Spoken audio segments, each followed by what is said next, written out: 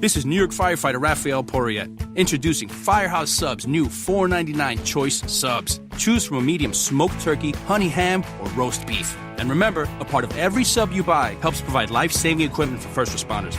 Medium $4.99 Choice Subs. Firehouse Subs. Enjoy more subs, save more lives. Limited time only, plus tax, no substitutions. Participating locations. Firehouse Subs will donate a minimum of $1 million in 2018 to the Firehouse Subs Public Safety Foundation by donating 0.13% of every purchase.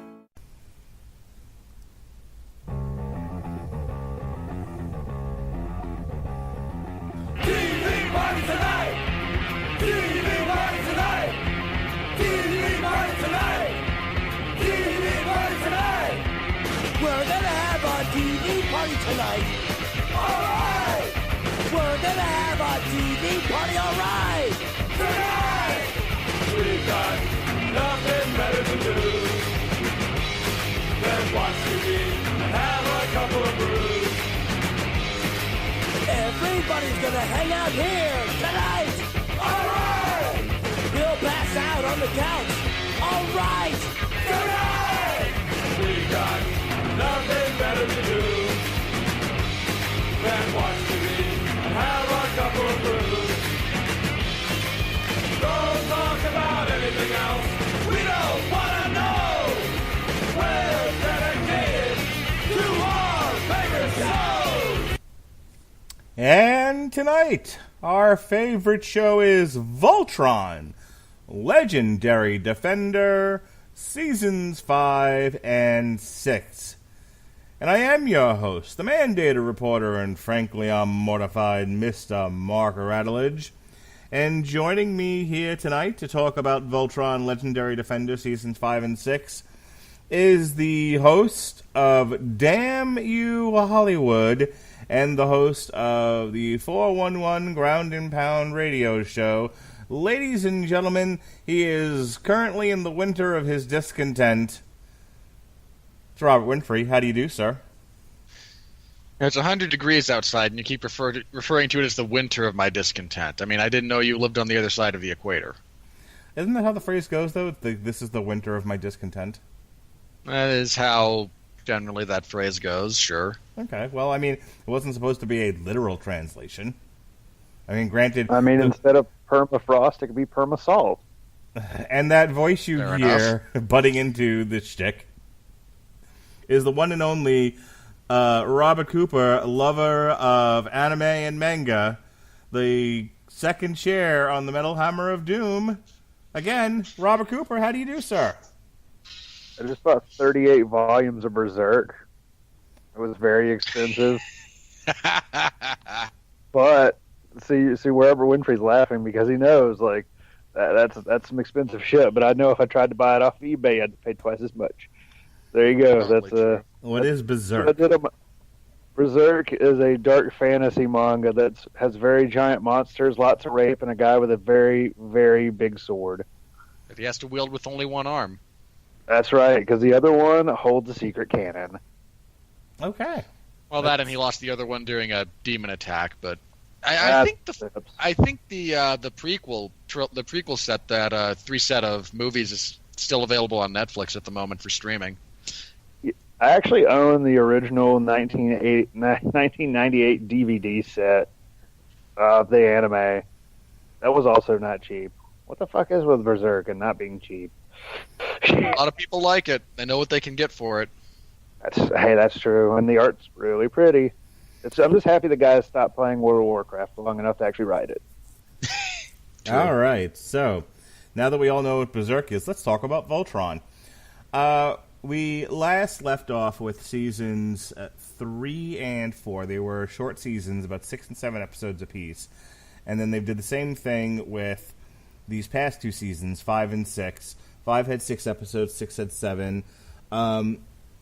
We're doing this just in time for Voltron Season 7 to come out, which will be August 10th. And then it's going to end with Season 8. They've already declared Season 8's the last season of all this nonsense. And both will apparently have 13 episodes, so we're going to go back to full seasons again. Wow. So let's do a quick recap. Good for them having a specific endpoint in mind. Yes. Not just Well, I mean, dragging yeah, things it's better out. than just dragging it like a fucking corpse. Well, I mean, Yu Hakusho. We're going to talk about this momentarily, but considering they've all but obliterated the Galra Empire, I'm not sure where it is for Voltron to go. But we'll get there.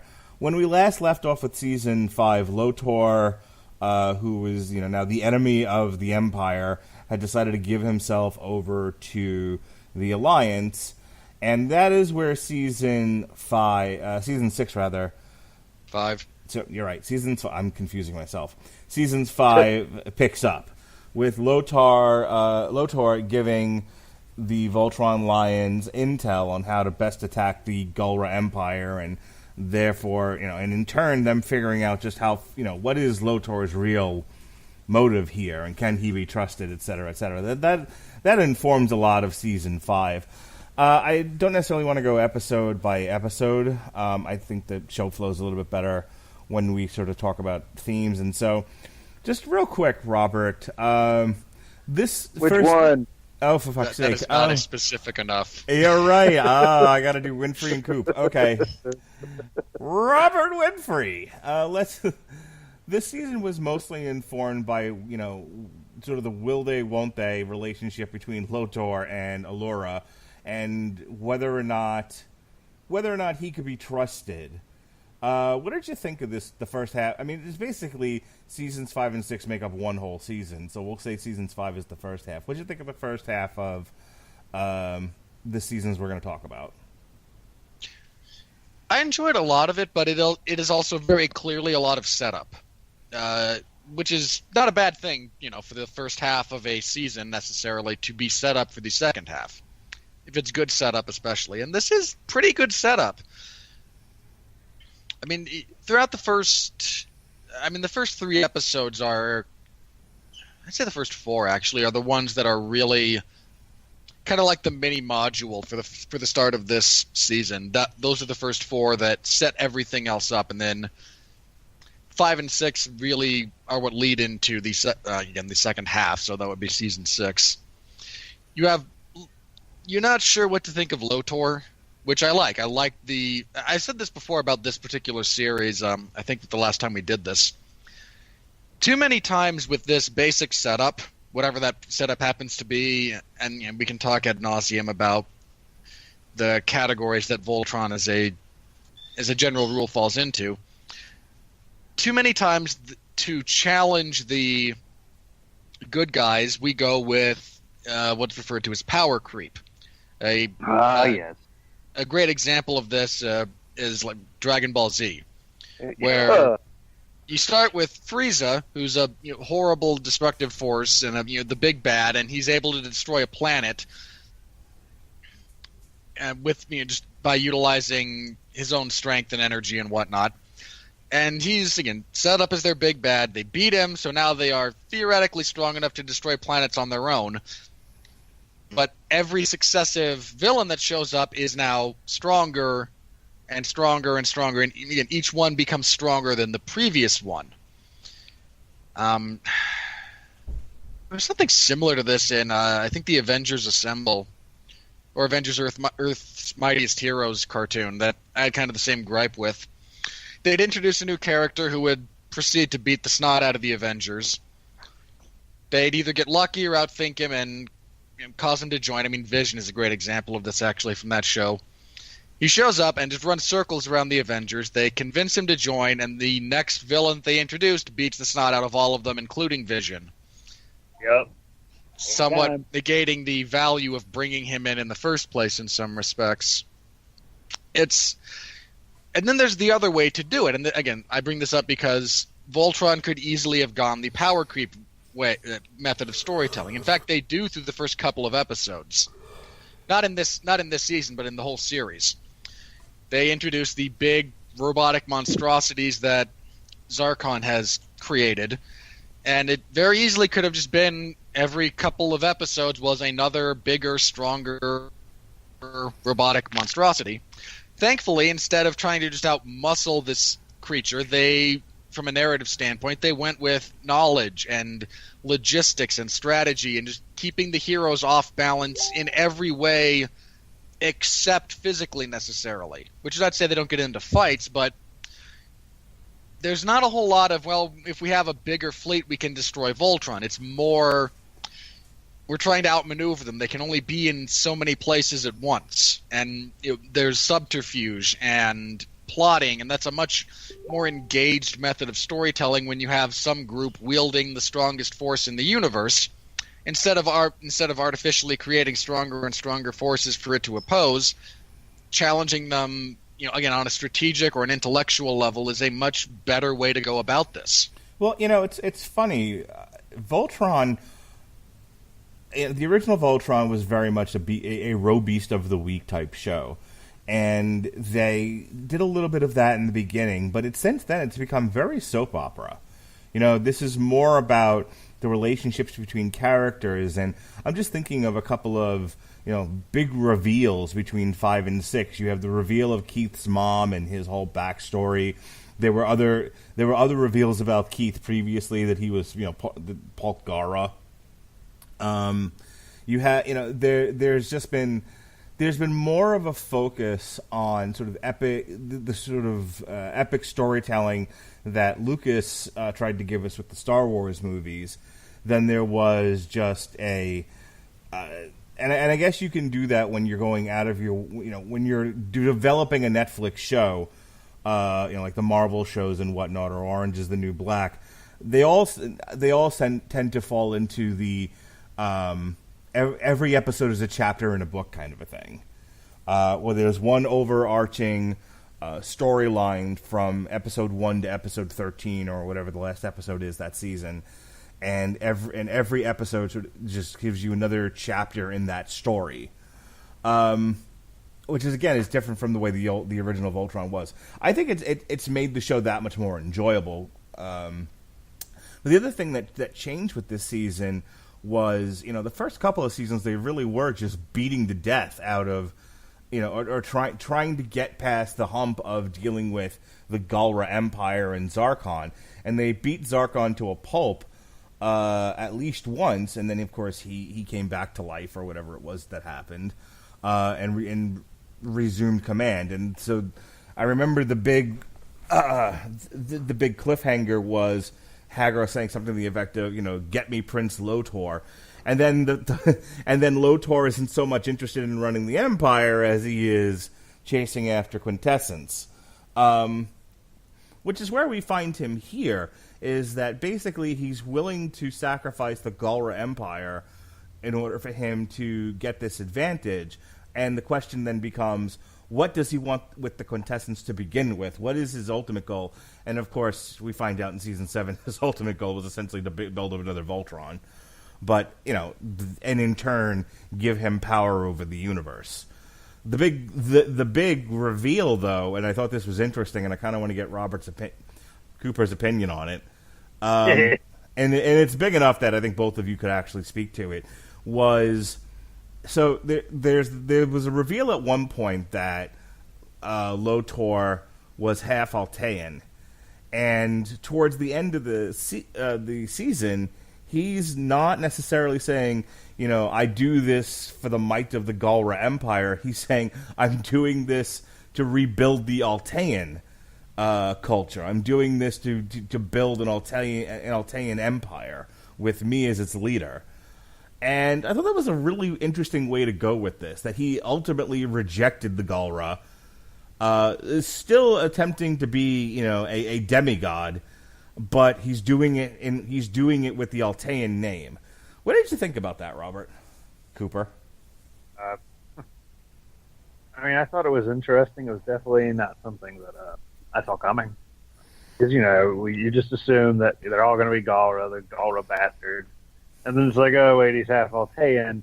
But it's interesting. Usually with a reveal like that, you kind of brush it aside with them being like, oh, no, never mind. My Galra side's more important. Right. But this time, they flip it. They flip the idea of it around to being that an Altean empire, which the irony then becomes, they're trying to stop them. They're trying to stop Lotor from starting an Altean empire when, technically, I'm assuming that's something Laura would have always wanted, which, to rebuild a lot of the Altean culture, but he's going all about it in the wrong way. Yeah, I don't think she necessarily wanted an Altean empire. She just wanted an Altea back. She wanted her people to not be obliterated. I thought it was an interesting choice for them for them to have this character reject his Galra side when it's the Galra side that does the empire building, and even though the Galra didn't do this, he specifically did this, would use people as a battery for farm them for quintessence, which that was fun. The reaction of Allura when she finds out what he's been doing to Alteans was, it's hard to really capture authentic drama, I think, in an animated show, but boy, did they do a great job with her. Don't you think, Winfree? Yeah. There's a lot of really good stuff that comes about now that Lotor's more of a character than just an obstacle we're curious about. Mm-hmm. The fact that he's the one that actually kills Zarkon in Season 5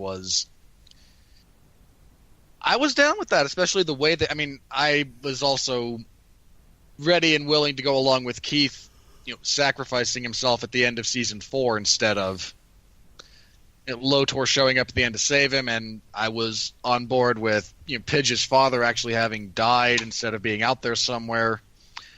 Again, those are all things that I'm all for, more death and realism. And they captured a fair amount of that despite this still being a very, kid-friendly show. And Lotor's character discussions and some of the way he goes about things are interesting. Some of his conversations with Allura throughout, especially while they're working on his version of Voltron. It's some interesting stuff. You can kind of see what he's, where he's going, even if you don't agree with him. He's not, again, this show does a really good job of not making just stock, I wish to destroy everything in the universe villains. Yeah. And Lotor is definitely in that vein still. Lotor is definitely a much more interesting villain than Zarkon. Zarkon was all about power. He's the Emperor from Star Wars. He's Ming the Merciless. He's Skeletor. He's he's Cobra Commander. He just wants power on top of power on top of power, and he wants to kill everybody that gets in his way. And as an obstacle, as you said, as a villain type of obstacle, he's fine. He's certainly menacing. The Galra Empire for a couple of seasons was definitely menacing enough that it was a classic wrestling thing. Everyone take a drink. Where they had this big heel that had this big long run, and you were cheering for the hero who was fighting from underneath, which was Voltron in the Alliance. But the show really does tip away from that to where they've got the Galra Empire pretty much beat. And then they just kill off Zarkon. They have Lotor end up doing it, and you're wondering what's his. Let me ask you guys, because I was suspicious of Lotor killing Zarkon. Not that I had a problem with it from a narrative point of view. I was fine with it. We were kind of done with this character. There wasn't much more they could do with Zarkon, and it was getting a little boring just to see Voltron eternally having this rebellion against the Galra Empire. So I'm glad things switched and they went in a new direction. But that being said, when they had Zarkon doing, and they wrote it where Shiro was insisting on the prisoner trade and everything, I said, I don't believe Lotor is doing this for altruistic reasons. I think that this is part of a bigger gambit where he just needs Zarkon out of the way, and this is an opportunity that presented itself to do it. Don't you think, Winfree? Yeah, for me, and again, looking at the overall narrative structure and trying to figure out what they were going to do, it was time to move beyond Zarkon. And the question became with... it wasn't just Lotor. I think what made Lotor's setup so interesting here was that they kept Hagar around. And... because really, if you get rid of both Zarkon and Hagar, then Lotor's screwing with them. There's no question about that. Keeping her around gives it a little bit of a, I was really interested to see if they were going to play the, sure, Lotor's a bit of a bad guy, but really look at the alternative. You can't, you're never going to completely wipe out the Golra, because not all the Golra are evil, but you need someone running that show. It's me or it's her, and look what she's doing. Yeah, sure, I may not be the nicest guy in the world, but isn't that Lotor's whole argument? Unless you're I was going to say, isn't that Lotor's whole argument, which is... No, I mean, that's the way he presents himself, but that is not the actual argument. No. I'm saying that going forward. No, I agree with you. I'm saying that's his argument to Voltron, essentially, which the five lion pilots, which is essentially, look, you're never going to entirely wipe out the Galra. Better the enemy you know than the enemy you don't in charge of this. And at least I'm willing to talk peace. They may not be. Yeah, and I was willing, and again, I was curious to see if that was going to actually be his point, or if that was just the way he was presenting himself to further his own goals, both of which can be interesting, mind you.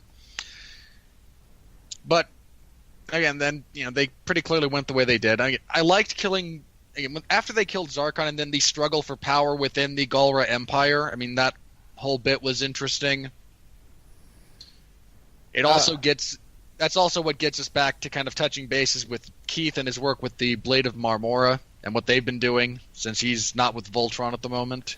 Well, it does present an interesting scenario because essentially Lotor is not lying. I mean, there's a lie by omission involving the Alteans and again, farming them for quintessence.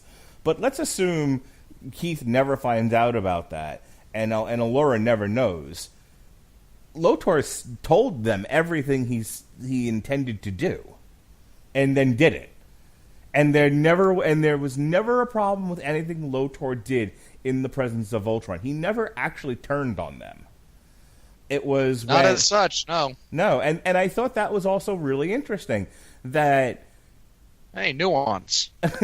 Well, I mean, I mean, again, you can joke about it, but that's ultimately what it comes down to. This is a nuanced character, right? And that's sorely missing in general media. I think that's why I'm focusing on it so much, as I'm fucking shocked. And of all places to find it, fucking Voltron. But I want to get Coop here in the discussion, but I mean, I thought it was interesting that Lotor, how many times am I going to say interesting in this podcast?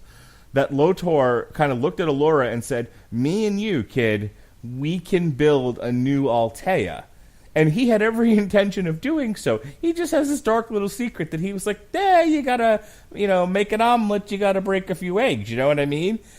And she's, and again, she went with him the whole way, and then she has this reaction like, how could you betray us? She's like, I haven't done anything I didn't say I was going to do.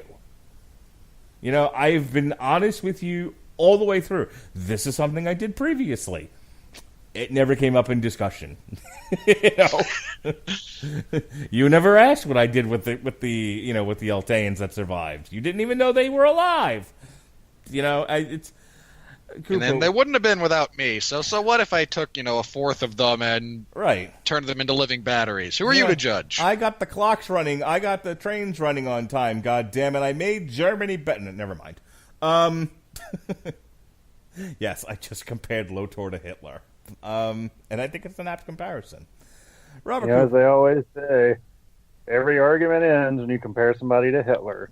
Like once you bring up Hitler, you've officially overdone it. What did you think of Lotor and Allura's relationship as it built over seasons 5 and 6? I like the evolution of him overall. I would say the point y'all brought up of the fact that how would we put it, that he didn't turn. Like he actually never turned on anybody. Necessarily, at least not the team. It's just turns out he was there. I guess the way I'd look at it is that their goals didn't really line up. But interesting. Low ammo. There we go. Sorry. What the fuck? You can dance? Are you playing a video game while you're talking to us? Yes. God damn it, Cooper. And I died. God, I'm a noob. But anywho, yeah, just like the fact you didn't really turn on anybody, was different, was interesting. I like your more nuanced villains. I think I always do find it to be more fun when you have an enemy. Like, yeah, they're not in the right, but at the same time. Did you think Allura and Lotor were actually going to get together, or were you Nah. kind of like me in the back of my mind going, "This is going to end badly"? I thought they were absolutely building up to him betraying her. Like, I was waiting I was absolutely waiting for, "It was me, Austin. It was me the whole time," which they did not do. It was me all along, Austin. Son of a bitch. Should I do the other one? Should I do the other one? Suddenly Zemo is standing beside you. I thought that's the route they were going to go. It's me, Allura, the author of all your pain. There we go. We've hit the trifecta. But no. All right. They didn't do the obvious, stupid, suddenly the villain does the thing. Yeah, they should have. That's how you know you're having fun. It's just like, oh. Remember that inevitability you were going for? Don't say that to Winfree. He doesn't like pedantic and predictable. I really don't. Oh, yeah, no, I don't. Actually, I'm not a huge fan of it. I just thought it'd be really fun to make fun of it regardless. All right. But there's not a laugh track. How am I supposed to know if I'm enjoying a show? God, I fucking hate laugh tracks. I know. They're the worst. Like, they're just so silly.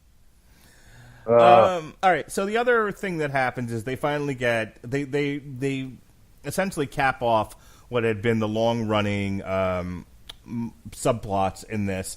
A lot of subplots actually got wrapped up this season, but they capped off the long running subplot of Pidge and her family.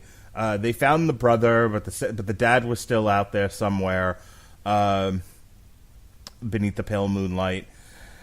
And they finally, early on, actually, they find the father. That's the prisoner exchange between him and Lotor. Lotor actually sets this all up to build more trust with him so that he can get on with the business of Altean alchemy and finding the old quintessence. So, let me throw it back to you guys. They didn't really do anything with it. I'm guessing they're saving a lot of it for 7 and 8, seeing as we're headed to Earth, which is where he is, and they need a new castle. But I thought it was weird that they gave them their moment, and then after that it was like, and he's gone again. And he didn't really contribute anything to the narrative. Your thoughts here, Winfree, on the finding the dad? It went about as well as it was going to, all things considered. Again, I was perfectly okay with them having wrapped that up with Pidge, finding that beacon, or getting that last bit of information, showing up, and it's just a monument to and a mass grave, and just nope, sorry, he's dead. Would have been fine for me, because that's just how I am. But him showing back up, they get some closure, but I actually kind of liked that they didn't turn it into. How do I say this? They didn't do anything. It wasn't over. Well, not only that, but I was okay with that because they all had. He's alive. We've reunited. Everyone gets their moment, but he has other things to do. He has commitments. He wants to go to Earth and warn them about, hey, aliens. They're a thing, and they're out there, and boy, howdy, is there a war coming. And that's what he's supposed to be doing, and Pidge is supposed to be with Voltron, and I was glad they didn't turn that into a big, but I want to go with my dad, but we didn't need to see a ton of extra extra drama around the decision about, will Pidge stay, will Pidge go type thing. Will she stay or will she go? Yeah, I liked the way it was handled in the sense that it felt realistic. It wasn't. much more to it than that. At any time, did you think that they were going to write it where Pidge was going to give up the lion? I really hoped not, because I like Pidge. Mm. And realistically, had Keith been back in a more comprehensive role at that time, they could have, potentially. So I liked that they didn't even really leave that open as a gateway. Keith's not really there. So we don't have. We need all 5 people piloting this thing. I get the funny feeling that Keith is going to end up running the Galra Empire when it's all over. I'd be okay with that. As a resolution to things, that it'll end up being him and Allura in an alliance of sorts. But after Allura gets together with Lance, sure. No, you think that's going to happen? I don't think they hinted at it pretty hard at the end of 6. They definitely. I mean, look, the whole season, Lance is got eyes for Allura, but I've always sort of associated Lance with the playboy, flyboy, I'm a lover, not a fighter type character, and she's the only girl for fucking miles. There's just no women around. This is a sausage fest, I tell you. And so he makes goo-goo eyes at her because she's the only pair of tits in the room. But I don't know if I'm convinced that character loves Allura. And so again, and then when she finds out about it, she kind of has that we're just friends reaction. Like I did not. For a lot of it, yeah, but then again at the very end, she kind of started turning that same corner. So we'll see where it goes. That. I don't know if I saw it that way. I think. Oh no! Come on, she was totally making the anime goo-goo eyes at him after she heals him in the last episode. I'd have to go back and watch it again. Maybe then take my word for it. I was going to say at this point I was on an airplane and being held up for 8 hours, so I'm doing the best I can here with what I remember. Cooper, you wanted to give an opinion here? I heard you start to say something. Oh no, I was just laughing at the friend zone. I was like, I feel you, friend zone. Well, I was like, you are our resident friend zone person, don't you think? I'm right about this, that Allura just sees Lance as a friend and doesn't really have romantic feelings for him, even after she finds out he does for her? Yeah, she ain't interested. There we go. You've heard... Yeah, I mean, for now. We'll see about later. Maybe later. Maybe if Lance shows up with money, right? Anyway. Ooh, I wasn't going to go there. Dude, she's a princess. Nice. Well, she doesn't need someone with money. They all want someone with money, even when they have more money even when they have more money than they do. Anyway, jokes, folks. Again, jokes. I look at our current president and his wife. Whatever you may say about him, that man has money. A 70-year-old that looks like that does not typically get a woman that looks like that. There you go. I'm gonna say. So anywho. We were talking about Lance and Allura, Lotor and Allura. Let's talk for a minute about... we were talking about Pidge's whole subplot here with the dad. Let me stay with you, Cooper. Did you... I mean, again, they sort of ended the search for Dad. They had their moment, and then they sent Dad away. What were you? Any opinions on the matter? Did it really not strike you one way or the other? Were you, wishing they had done a little bit more with the Dad, or Dad contributed a little bit more to the narrative? When he showed up originally, and they were just using him as a bargaining chip, I wasn't all that surprised. Since typically, I died again. Typically with characters like that, you're going to find that they're not really going to be as important as, to the plot. They're going to be really just more people you have around for whatever the plot really needs them for. Mm-hmm. And I died again. God, I'm an idiot. Just they're just around to service the plot. I didn't really see him being, sitting around to be like somebody that shows up like a fucking Han Solo saving the day at the end of the final battle. He's just he's a guy that's there to push along the plot and, perhaps pitch in every once in a while, but really is just kind of there as just a means to an end. Well, I mean, they introduced the Blade of Mamora, and they're in a lot of episodes, and they accomplish a lot narratively. They found the brother, and the brother has actually run missions with Pidge, and became a pretty integral part of the team and the story. And then again, they keep bringing in these different characters who really do contribute in a large way to what's going on, and then they bring this character in, and it's just like, and I guess, all things being equal, they're probably saving him for the next 2 seasons, seeing as the action's going to shift. Oh yeah, because they're going back to Earth for at least the next season, because that's where the plans for another castle are, and they lost theirs after they had to use it to close holes in multiple dimensions. Right. So, as a man said, welcome to Earth. Welcome to Earth. So I suspect that my need for them to do more with this character will be met next season. This is just sort of a, like, hey, we got him. He's in the place we need him to be when we need him to be there. Like, okay, cool. Keith found out that his mom's a Galra, and he met her, and he knows the truth about Lotor. Robert Winfree, what did you think of Keith's subplot in between seasons 5 and 6? I was down for it. I mean, again, he encounters his mother kind of randomly near the end of season 5. I actually liked that cliffhanger because that's the end of his. Because he's been doing stuff that is not necessarily directly involving the rest of the team. So a lot of the episodes about him are him doing other stuff, and we don't even see the rest of the Team Voltron.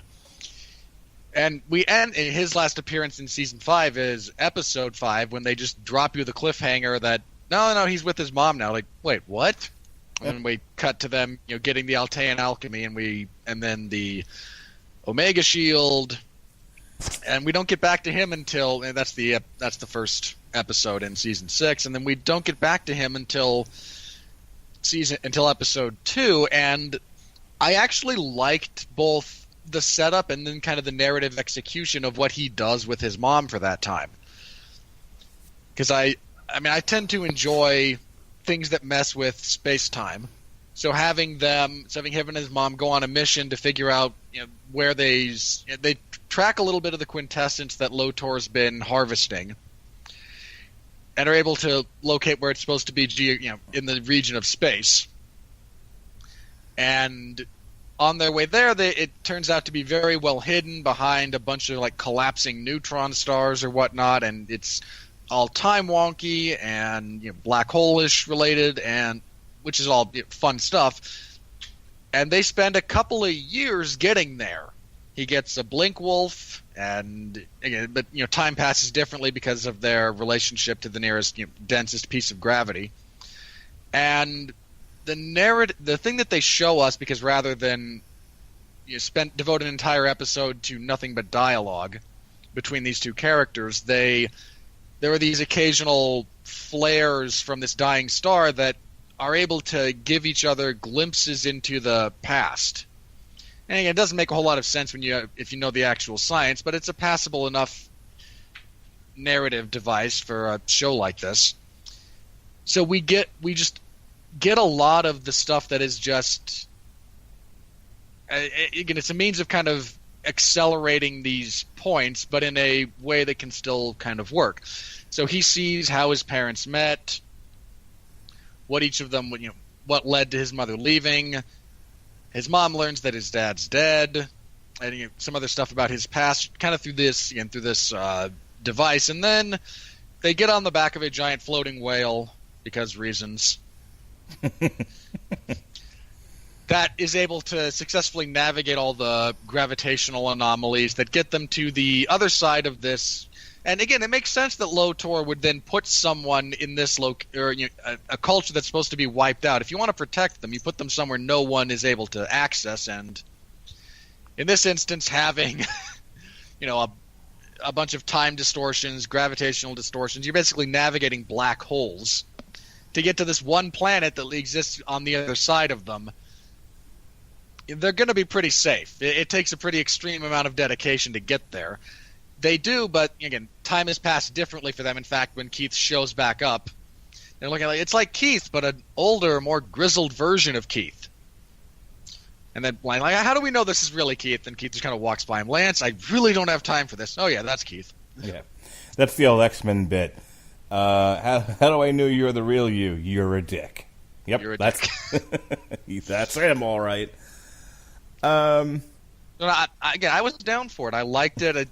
There's a lot of, again, really kind of low-key but not irrelevant emotional stuff that goes on with Keith and his mother and him learning more about his past and whatnot.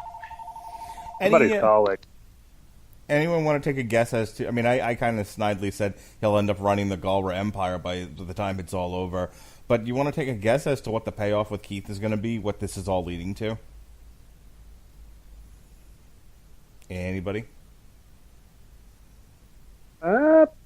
I'm not sure. It's on those. There's certain parts of the story I do find to have a hint of predictability to it, but then there's other sections towards like, well, shit, that's not what I saw coming. Like, I didn't expect them to bring our big bad from the first few seasons back after Lotor was introduced. I kind of just saw Lotor as, okay, he's going to be pretty, he's going to be pretty integral. And then they managed to kind of, I'd say they managed to do a really good job of integrating him into the overall plot and making him important. But, where they're going to end up with Keith, I'm not totally sure. It'll be interesting. It'll be interesting to see where it goes. I do feel this is a very well-written show. I'm really interested in seeing where it goes. So the Galra Empire is in tatters. There's fragmented, if nothing else. There's no central leadership at the moment, and those who had vied for central leadership I think are now dead. And Lotor, after his battle with Voltron, is now trapped dead in the water in the quintessence field, never to be heard from again until they hear from him. And until the last 3 episodes of the actual series, when he makes another hole in reality, shows back up, and we get our big climactic battle. Yeah, sure. But for the time being, the Voltron's headed towards the Earth. Presumably, the Galra will get its shit together and head towards Earth as well. My question... Well, you've still got, again, it's still fragmented, but you've got a couple of things working in its favor. One, you do have what did they call themselves? The Order of Purification, or whatever, something stupid it was. Mm-hmm. The Fires of Purification. They may as well just... I had the same issue with them that I did with the First Order. It's just, no, we don't know how to tell this story, so we want to reset everything to the way it was. Well, what I was going to put out to you, and then I'll let you continue, is I have to imagine the way they set things up and the way that they talked about things between 5 and 6 was that Hagar can't necessarily take control of the Galra because she's half Altean. No, she's full Altean. She's full Altean. She's just corrupted Altean.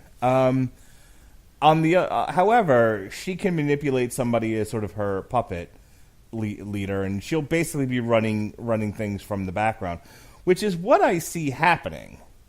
I have to imagine that part of season 7 has to be her manipulating her way into the leadership of the Galra Empire and their attack on Earth, with her sort of being, her steering the ship. One would assume. She's sort of Tony Danza with whatever monkey she's got, in the front seat for all to see. Cannonball Run. Anybody?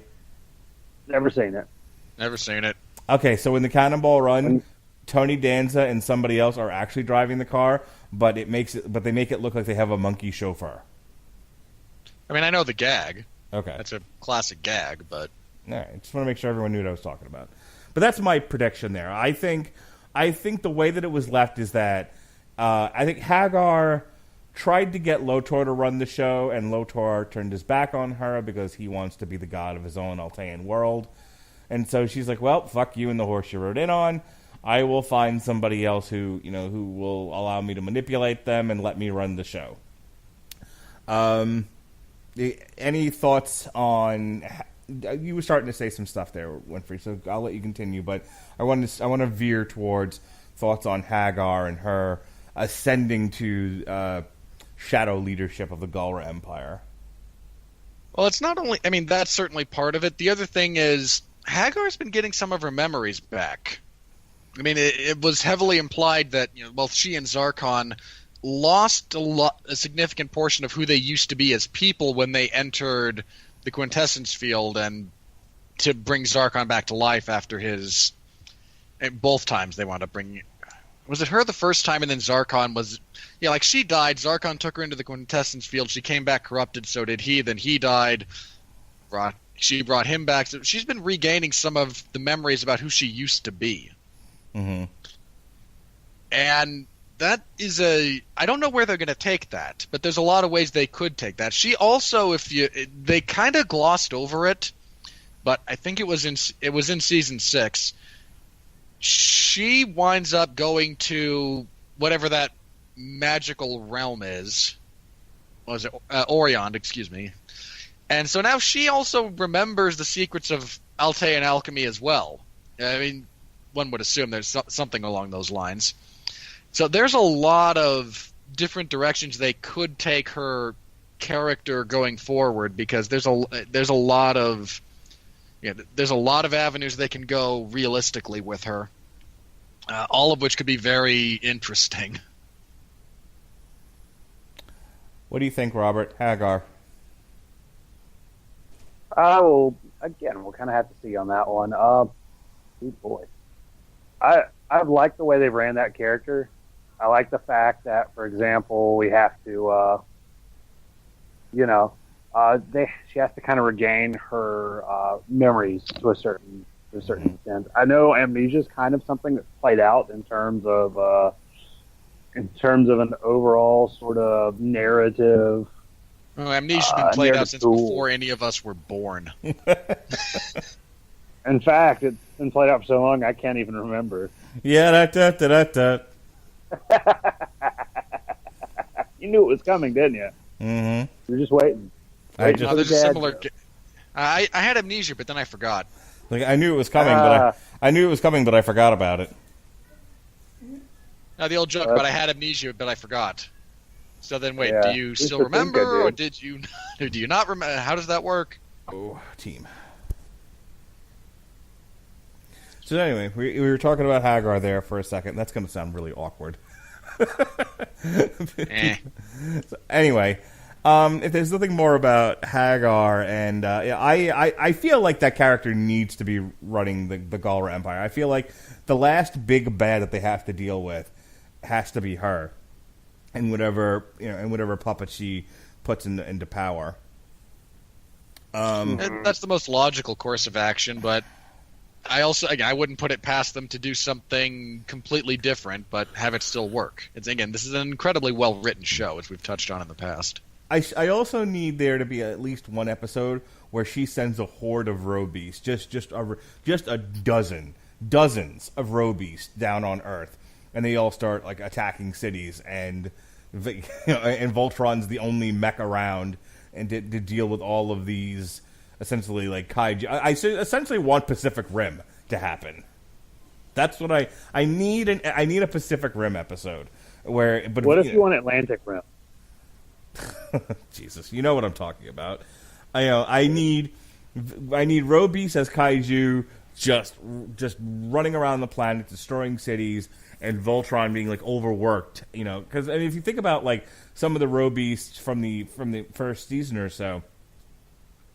I mean, they were not easy to take out, especially the one that had like a zillion eyes and all the tentacles.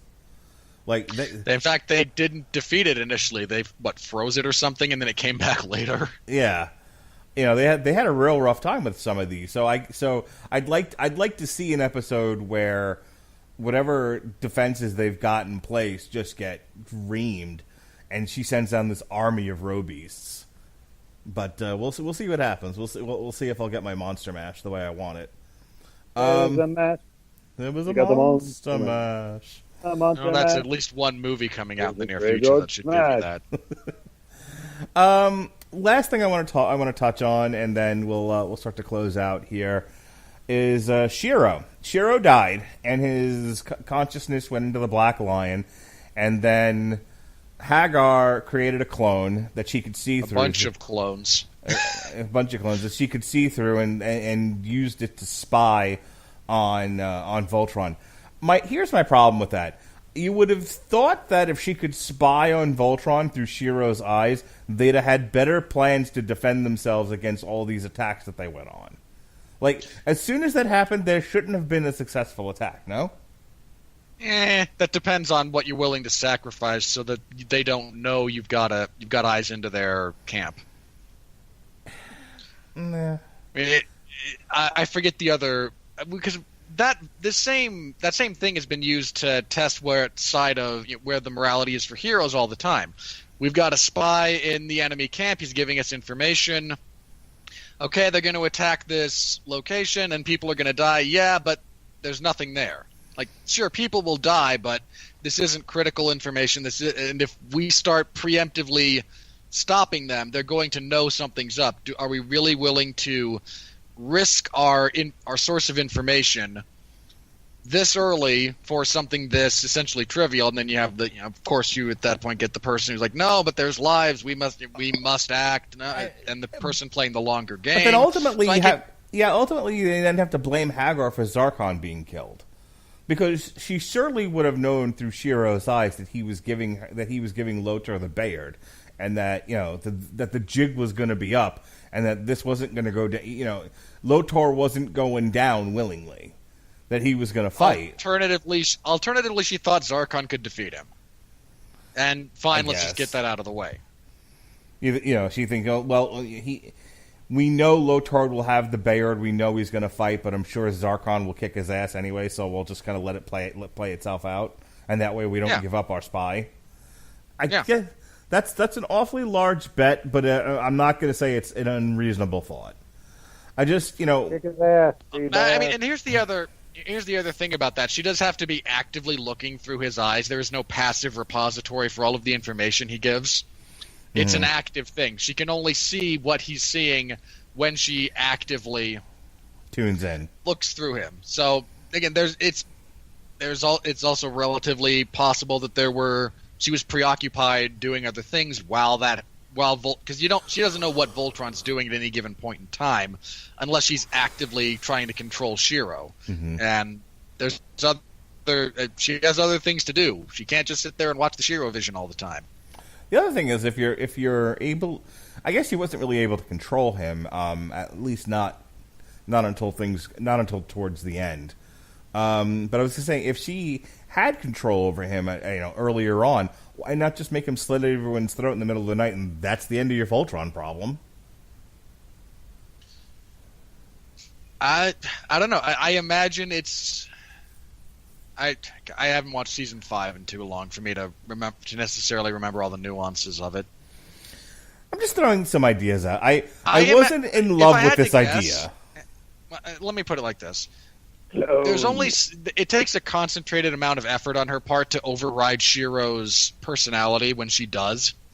It could very well be that at that point in time, convincing him to kill everyone in their sleep was just not something his conditioning would. I mean, it's like hypnosis. The old joke. The reality of hypnosis is you can't make someone do something they don't want to do to begin with. It's not a cure-all. It's not. I cannot turn you into an assassin for hire unless that was in your personality to begin with. So it might have just been, and there were external logistics as well. It might have been that was just the right time to have him turn so that they could get Lothar, and she could then manipulate him in some fashion, and they could get the lions out of the way at the same time, and everything just kind of came together at that moment. So. I don't know. I see your point, and it's a valid one. I suppose what I like about the way that, and this goes to the series as a whole, is there's enough unknowns on several parties. In this case, again, what Hagar's doing at any given point in time, that I'm prepared to give a little bit of the benefit of the doubt to why things didn't play out differently, because we just don't know Yeah, we don't have perfect information. And that's all fair. It was just some stuff that I was thinking about as the series was running. I'm like, if you've got this much control over that character, I don't understand how they've succeeded for as long as they have. Robert, they capped off. I think Shiro allegedly dies in season 2 or 3. I can't remember which one. So this has been a long running thing with Tagara having controlled Shiro. What did you think to them ending that subplot?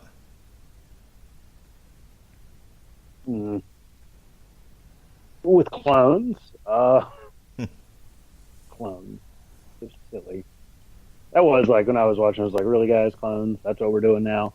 I mean, they are going to have to eventually kind of wrap up most year's subplot. So, I mean, wrapping up something like that with, I would say, an ending that would that does favor the fans. I'm sure it's probably a very very popular character.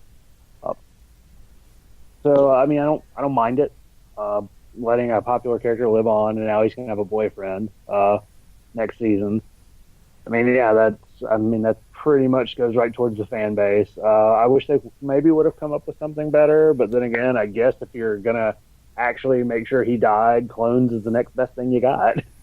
Wait, what? Silly as it sounds. You said Shiro's going to have a boyfriend? Mm-hmm. They've already announced it. Oh, okay. I was not aware. I don't care. I'm not. It's fine if they. I don't get all bent out of shape when someone's gay on a show. I mean, whatever. I just had no idea. I looked as far as to see when the next 2 seasons were coming out, and that's about all I looked into. I just stumbled upon it this time. I was when I was. Yeah, actually, I'd heard about it earlier, and then I saw something about it today, and I was like, "Oh, okay, cool." All right, that's interesting.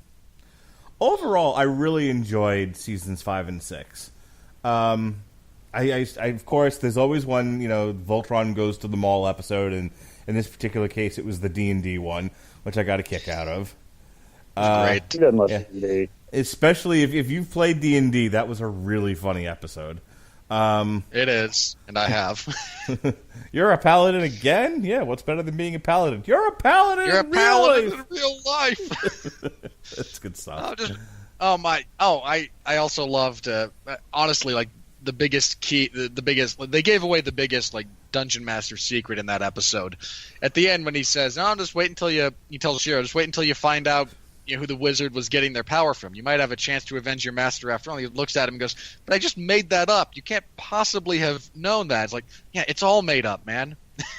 not just the story, not just, not in the sense that it's fake, but it's all improv. Like, yeah. No, it's not written out. I don't remember if there was a Voltron Goes to the Mall episode in season 5. I'm kind of looking through it.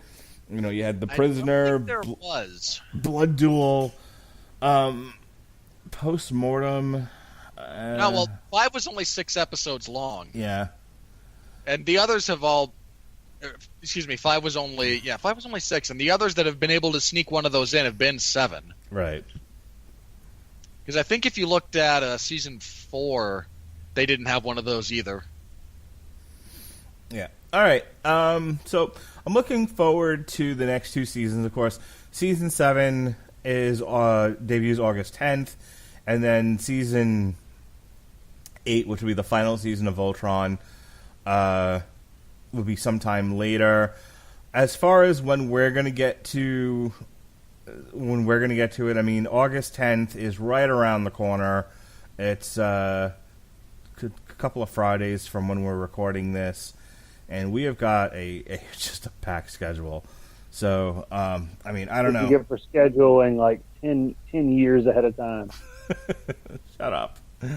And so I don't particularly want to do things on Thursdays if I don't have to. So we probably won't get to Voltron, even though it's now, like I said, this next grouping is going to be 13 episodes. From what I can see. Yeah, the August 10th one is 13. So we'll have to do season 7 all by itself, and then season 8 all by itself, as opposed to combining the 2. Yeah, there's a bunch of. We talked a little bit about this before, but there's a bunch of movies that we can happily scrap. So we probably won't get to Voltron until next year. I mean, I'll see when they're going to release season 8. But I don't know. Do you guys want to do it? Do you guys want to try to get it in closer to when it debuts, or wait until whenever? Hey, look, if it means I get out of some stupid movie, I'm all for it. Oh, for waiting till January? I mean, again, like, there's just so much stupid stuff that's left. I mean, you could cut what's one of the December, like the early December movies that nobody wants to see, but you put on the schedule anyway. Robin Hood. Sure, Robin Hood or Mary Poppins or something like that. That we could easily Robin scrap. Hood movie looks silly. Oh, it looks so bad. All right. Well, I know everyone loves it when we schedule things on the actual podcast. So why don't we talk about this off air? We'll figure it out. In the meantime, go ahead, Robert Cooper, plug your stuff here, and we'll get out. We'll get out of here. This podcast is one of them. I'm sorry, not this podcast. I'm so used to doing the other podcast. The Metal Hammer of Doom. I'm on there occasionally. I was totally going to be on there last week. I had a hot date. It was cool. He's a good 6'1", so that was interesting. Yeah. So I was like, oh, Scion. All right, cool. I'm not doing any follow up to your crazy dating stories. I want to get out of here. You tell me this is the wrong podcast for that. This is the wrong podcast for this, and this is the wrong time for any of that. We don't do that during plugs. Oh, I'm always full of bullshit. Ugh. Anywho, yeah. See, look at that. That is disgust. That's pure disgust. Anywho, Metal Hammer of Doom. It's a thing. I'm on there. Then we got, what's after that? Oh, yeah, the W2Mnet.com. John Garmer, Age My Body. It's totally his website. He writes and shit. Yeah. Then, that's pretty much it. All right. Go ahead, Robert Winfree. All right, you can find me most Tuesdays in this time slot hosting Damn You Hollywood, where Mark makes me watch terrible movies. We talk about them. We talk about how critics are terrible at their jobs. We need to apologize to The Rock.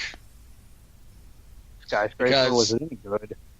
Well, Skyscraper came out in China and was the #1 movie in China and is the #1 movie worldwide, consequently, for the last weekend. So, Yeah, apologies China. to The Rock for calling Skyscraper a flop. This Tuesday, in fact, we will be reviewing Mission Impossible Fallout, which I imagine I will be the only person saying is terrible. Haven't seen it yet, mind you. So let me be clear about this. If it's good, I'll say it's good. If I think it's bad and everyone else thinks it's good, I'm willing to die on that hill. I have been in the past. I will be in the future. I expect Plus, nothing Henry less.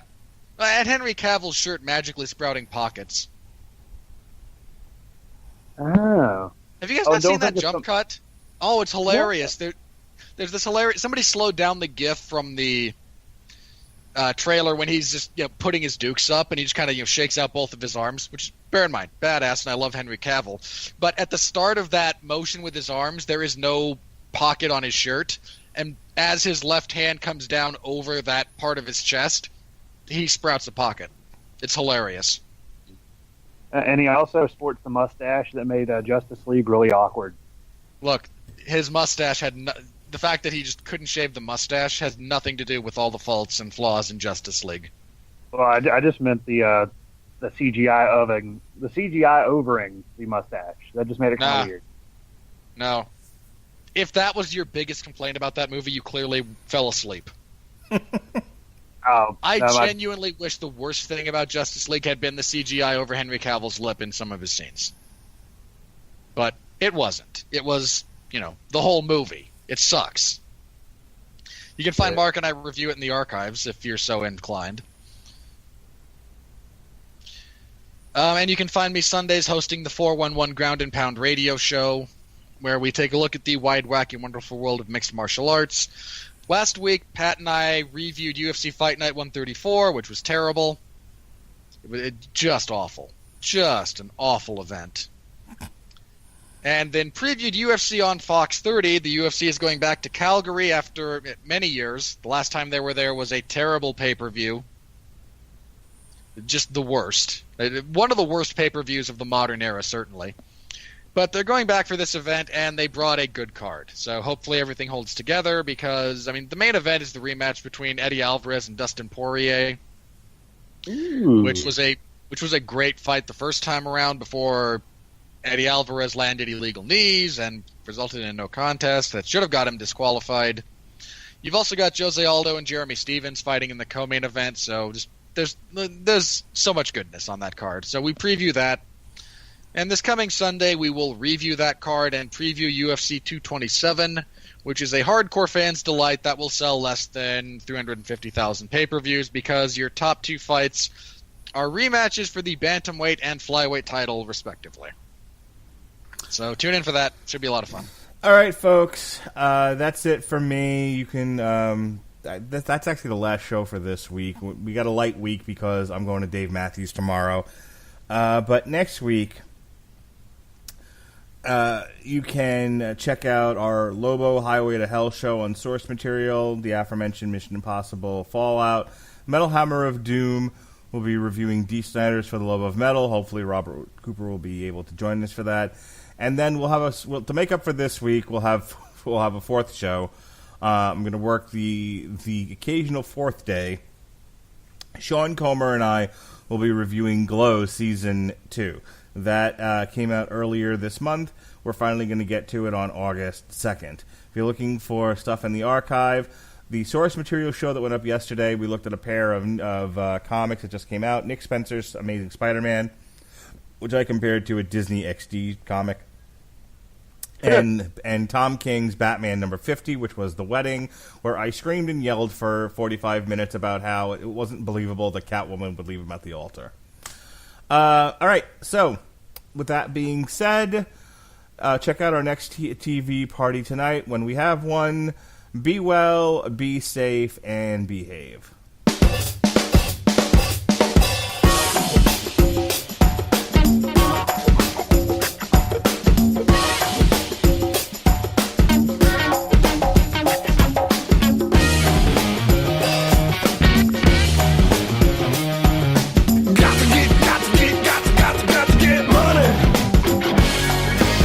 This is New York firefighter Raphael Poirier, introducing Firehouse Subs' new $4.99 choice subs. Choose from a medium smoked turkey, honey ham, or roast beef. And remember, a part of every sub you buy helps provide life-saving equipment for first responders.